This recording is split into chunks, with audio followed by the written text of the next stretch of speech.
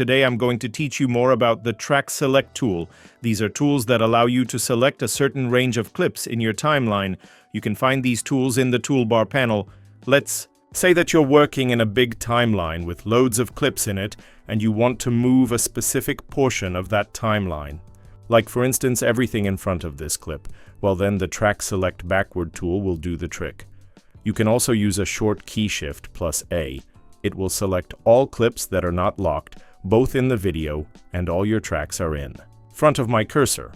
Track Select Forward or A on your keyboard does exactly the same, but with every clip that is behind your cursor.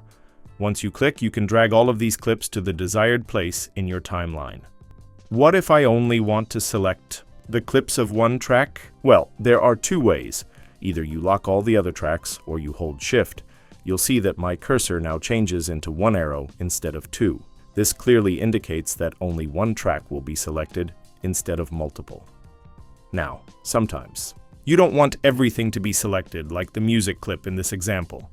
So after I've made a track selection, I take back my selection tool, and by holding down the Shift key, I can click on the music clip to deselect it. And that's about it, guys. I hope this will make your editing workflow much easier. I'll see you guys in the next video, and as always, stay creative.